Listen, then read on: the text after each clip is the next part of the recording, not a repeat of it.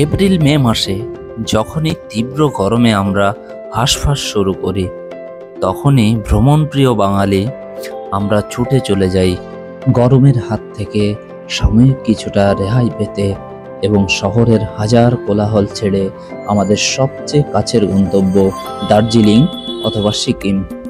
তাই এবার আমাদের গন্তব্য সিল্ক রুট। সিল্ক রুট মূলত 3 দিন বা 4 দিনের ট্যুর হয়। মোটামুটি ভালোভাবে ঘুরে দেখতে গেলে 4 নাইটের ট্যুর সব থেকে ভালো হয়। এই সিল্ক রুট ট্যুর শুরু হয় সিলেরিগাঁও থেকে পদ্মা চেন, জুলুক, ঋষিখোলা হয়ে। কিন্তু আমরা এই যাত্রায় ছাঙ্গু লেক যোগ করার জন্য ট্যুরটি শুরু হয়েছিল ঋষিখোলা, জুলুক, পদ্মা চেন এবং সিলেরিগাঁও হয়ে। গত 1 এপ্রিল আমরা শিয়ালদা থেকে দার্জিলিং মেল ধরে পৌঁছে যাই এনজিপি জংশনে। সেখানে আগে থেকেই মোহিত, আমাদের ড্রাইভার, বোলেরো গাড়ি নিয়ে অপেক্ষায় ছিল এবং আমাদের যাত্রা শুরু হলো ঋষিখোলার উদ্দেশ্যে। আমরা প্রথম রাত ঋষিখোলাতেই কাটাবো। প্রায় 4 ঘন্টা লাগবে আমাদের ঋষিখোলা পৌঁছাতে।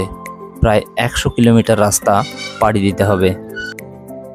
আপনারা ঘুরতে এলে চেষ্টা করবেন 7 থেকে 8 জনে আসা, তাতে একটা গাড়ির মধ্যে আপনারা 7 জনে খুব আরামে বসে আসতে পারবেন এবং ট্রাভেল এজেন্টের মাধ্যমে যদি আসেন তাহলে খরচটাও অনেকটা কম হবে।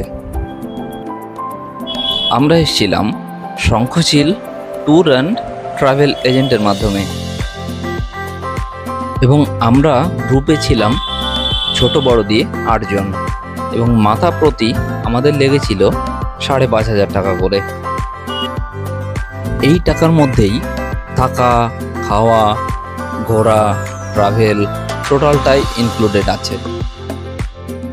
রাস্তায় যাওয়ার পথে তিস্তা নদীর অপরূপ দৃশ্য আপনার মন কেড়ে নেবে। পাহাড়ে যদি আপনারা প্রথমবার আসেন তাহলে আপনার মনে হবে কোনো স্বপ্নের দেশে চলে এসেছেন। প্রায় 4 থেকে 5 ঘন্টা জার্নি করার পর আমরা চলে এলাম ঋষিখোলা।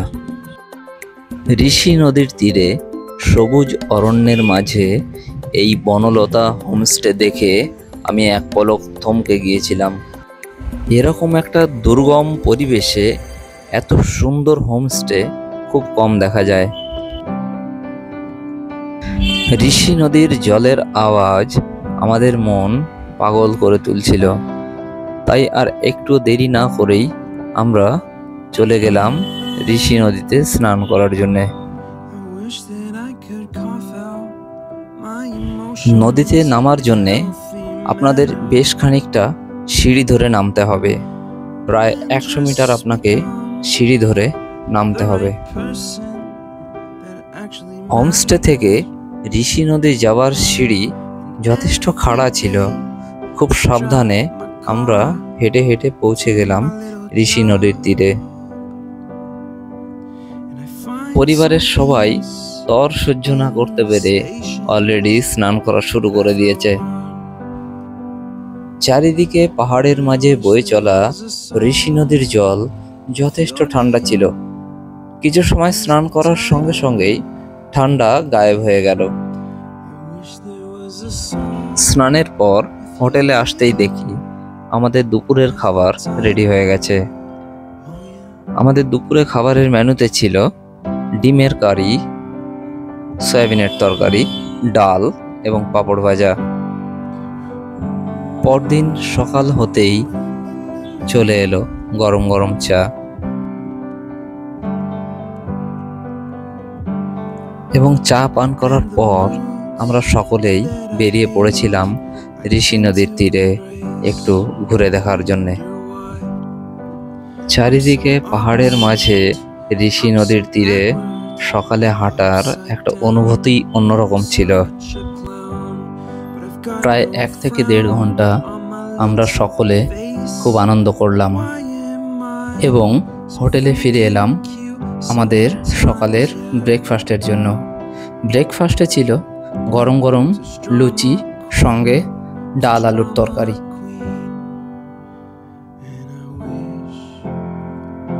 ব্রেকফাস্টের পর আমরা কিছু সময় বনলতা হোমস্টে একটু ঘুরে দেখলাম। খুব সুন্দর সাজানো, সঙ্গে ফুলের বাগান, জাস্ট এক অপূর্ব অনুভূতি। ব্রেকফাস্টের পর আমরা বেরিয়ে পড়েছিলাম জুলুকের উদ্দেশ্যে। আমাদের আজকের গন্তব্য জুলুক।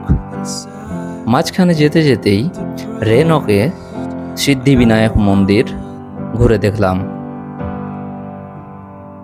মন্দিরে প্রবেশ করতেই বাঁদিকে ভগবান শিবের বিষপানের দৃশ্য দেখানো হয়েছে এবং মন্দিরটি দেখুন কি অপূর্ব সুন্দর সাজানো আছে।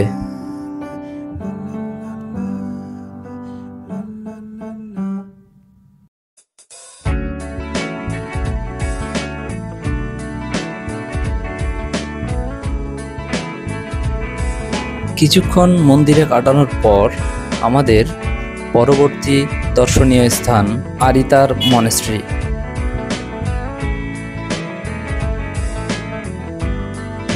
একটা ছোট পাহাড়ের চূড়ায় অবস্থিত এই আরিতার মন্দিরটি একেবারে শান্ত একটা পরিবেশে অবস্থান করছে।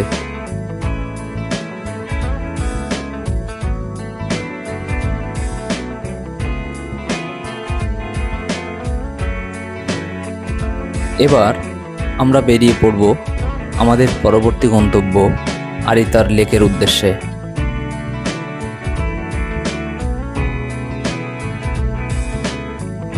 কিছু সময় পর আমরা পৌঁছে গেলাম আরিতার লেক।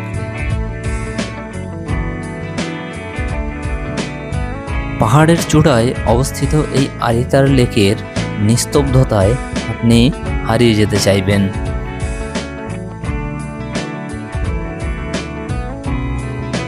একটা সুন্দর ঠান্ডা পরিবেশ এবং শান্ত স্নিগ্ধ পরিবেশে আপনি আপনার পরিবারকে নিয়ে আনন্দে মেতে উঠবেন। এরকম একটা শান্ত পরিবেশে যদি প্রিয়জনের হাত থেকে একটা ফুল পাওয়া যায় তাহলে আনন্দ দ্বিগুণ হয়ে যায়।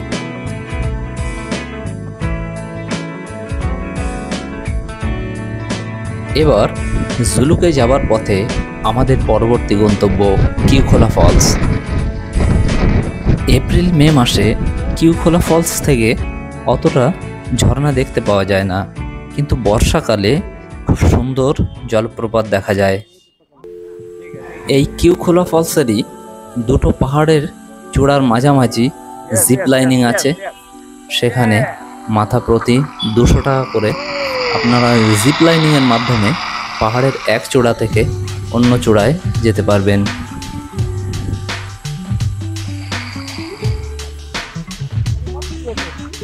নিজের স্মরণীয় মুহূর্তগুলো ফ্রেমবন্দি করার জন্যে মাঝে মধ্যেই কিছু অ্যাডভেঞ্চার করতেই হয়।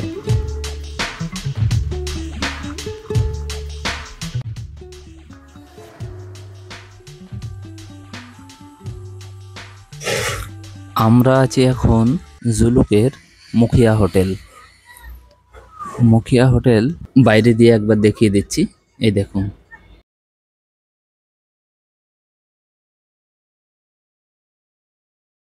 পাহাড়ের ঢাল দিয়ে দেখো বাড়িগুলো সুন্দর করে সাজানো আছে।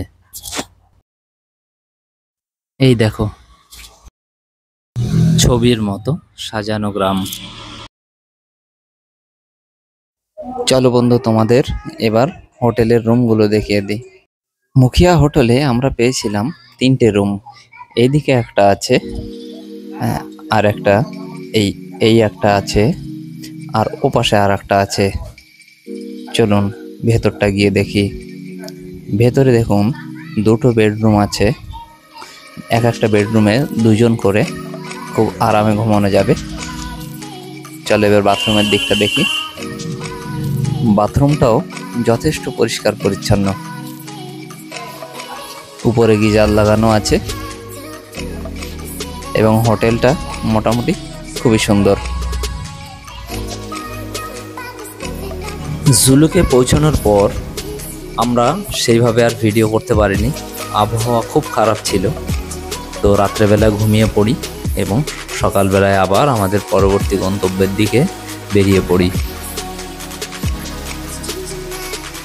এবার আমাদের গন্তব্য জিগজ্যাগ ভিউ পয়েন্ট হয়ে সোজা ছাঙ্গু লেক। ফেরার পথে পুপুপ লেক হয়ে ফিরে আসবো আমরা।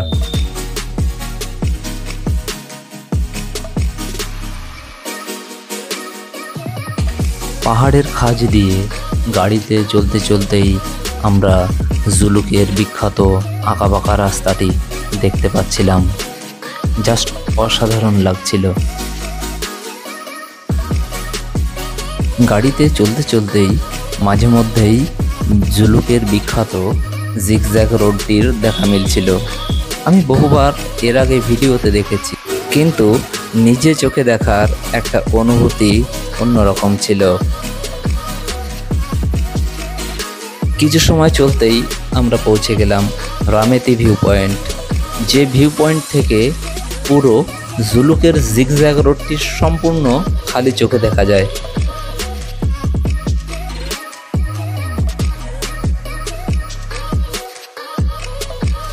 একবার শুধু খালি চোখে দেখুন, গিয়ে আপনার শুধু চারিদিকে তাকিয়ে দেখতে হবে। ছবির মতো সুন্দর জুলুকের জিগজ্যাগ রোড।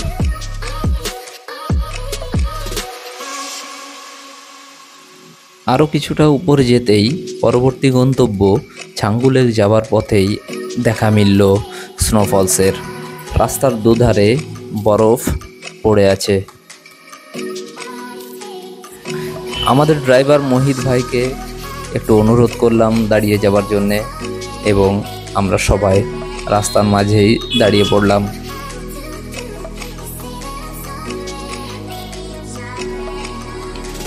বরফের মধ্যে পরিবারের কিছু সুন্দর মুহূর্ত ফ্রেমবন্দি করলাম।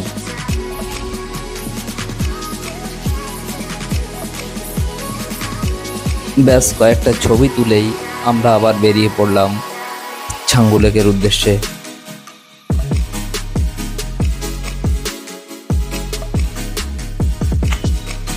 ছাঙ্গু লেকে যাওয়ার পথেই মাঝে মধ্যে দেখা মিলছিল কাঞ্চনজঙ্ঘার, কিন্তু মেঘের কারণে আমরা পরিষ্কার দেখতে পাইনি।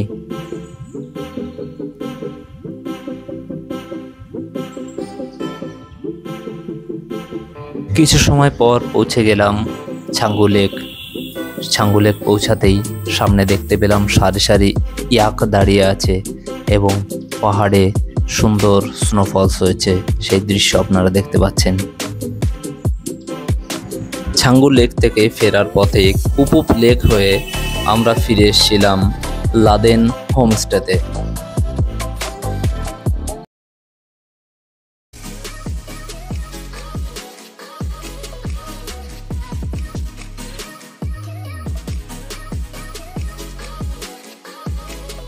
ব্যালকনিতে বসে বাইরের দৃশ্যটা জাস্ট ফাটাফাটি।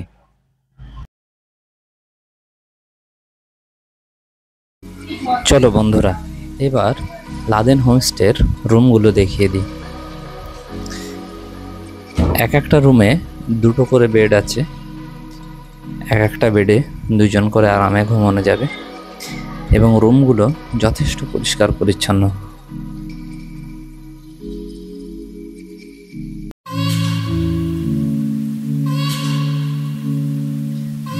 বাথরুমগুলো খুব সুন্দর। প্রত্যেকটা বাথরুমে গিজার লাগানো আছে।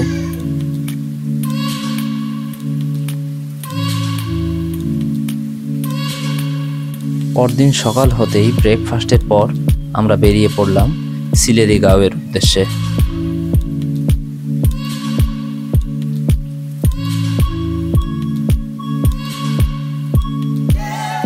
সুন্দর ছবির মতো পাহাড়ের আঁকাবাঁকা রাস্তা ধরে আমরা এগিয়ে চললাম আমাদের গন্তব্যের দিকে।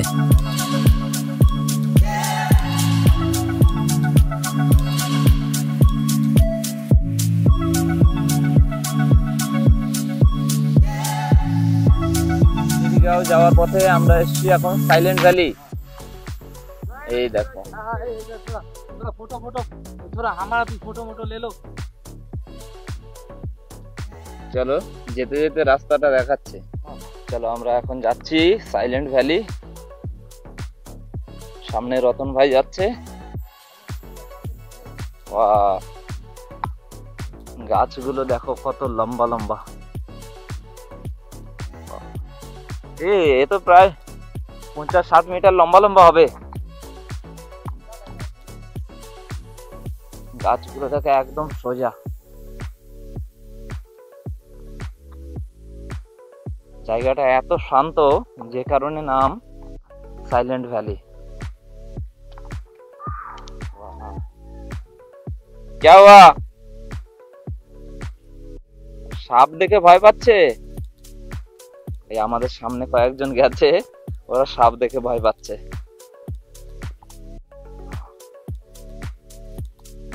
এই দেখো একদম শান্ত লাগছে, একদম শান্ত।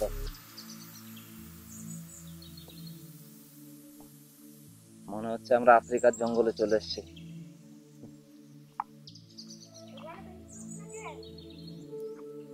বাহ,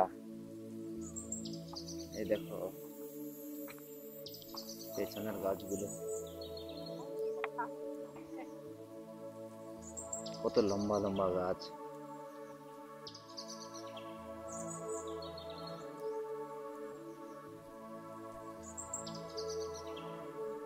নিচে গিয়ে ঘুরে আসি।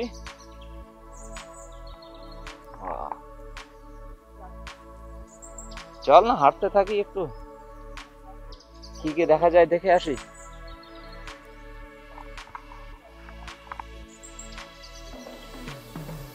আরে ভ্যালিটা তো দেখবি।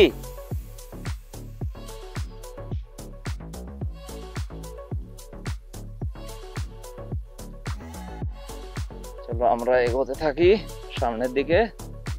ভ্যালিটা তো অ্যাকচুয়ালি দেখতে হবে। সাইলেন্ট ভ্যালি নাম।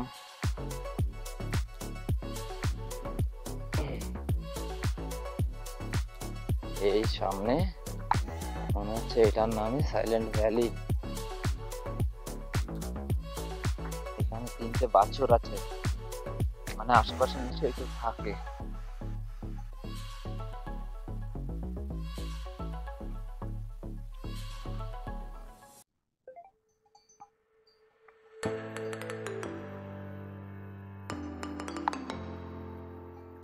বাহ,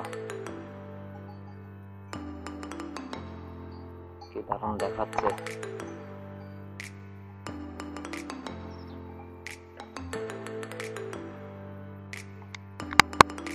পদ্মাচেন থেকে সিলেরিগাঁও যাওয়ার পথে এই সাইলেন্ট ভ্যালিটা আসে।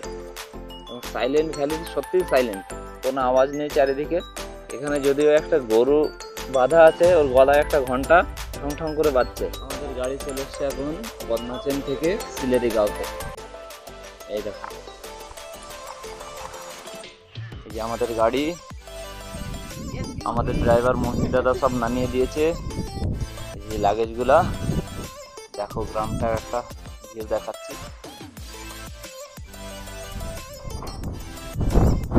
সুন্দর ছবির মতো সাজানো গ্রাম সিলেরিগাঁও।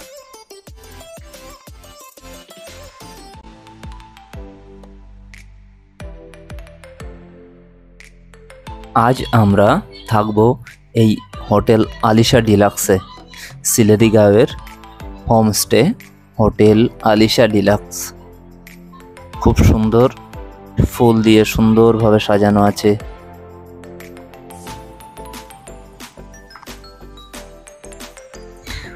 আমাদের ট্যুরে আমরা যে 4টি হোটেলে রাত কাটিয়েছি, সত্যি প্রত্যেকটা হোটেলই খুব সুন্দর ছিল এবং রুমগুলো যথেষ্ট বড় বড় ছিল, বেডগুলোও বড় ছিল, মানে আমাদের কোনো সমস্যাই হয়নি। রাতটা কাটতেই আমরা সকাল হতেই বেরিয়ে পড়েছিলাম রামেতি ভিউ পয়েন্টের উদ্দেশ্যে। প্রায় 20 থেকে 25 মিনিটের দূরত্ব। এই একটা মামনি পাশে লিপস্টিক লাগাচ্ছে মুখে, এই দেখো। টাটা, বাহ, দারুণ দেখাচ্ছে। আমরা এগিয়ে চলেছি রামেতি ভিউ পয়েন্টের দিকে। এখনো বেশ খানিকটা যেতে হবে। কালকে ভিডিও অতটা ক্লিয়ার পাচ্ছিলাম না।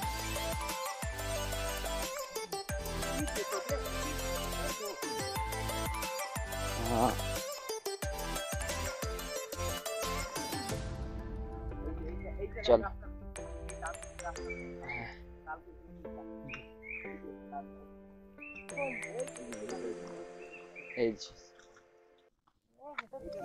এই গাছটা দেখো, এইখান থেকে একটা গাছ ভেঙে এইভাবে পড়েছে, বিশাল সাইজের। আমি ভাবছি এই গাছ যদি কারো মাথায় পড়ে সে আর ফিরবে না।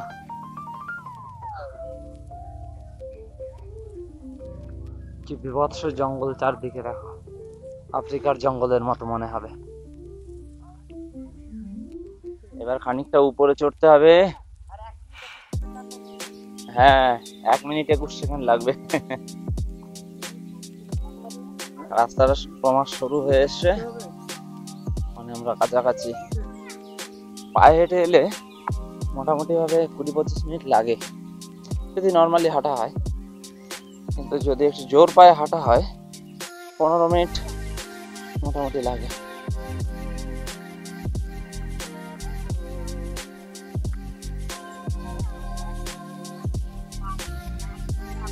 সত্যি ভিউ পয়েন্টটা দেখলাম।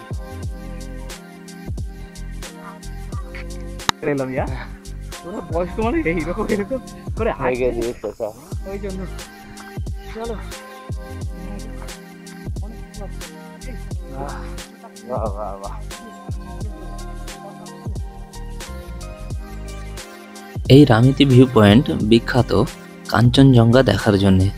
এখান থেকে কাঞ্চনজঙ্ঘা খুব পরিষ্কার দেখা যায়, কিন্তু আমরা একটুও দেখতে পাইনি আকাশ পরিষ্কার না থাকার জন্যে। আমরা প্রথম ট্যুর শুরু করেছিলাম এনজিপি থেকে। ফার্স্ট গন্তব্য আমাদের ছিল ঋষিখোলা।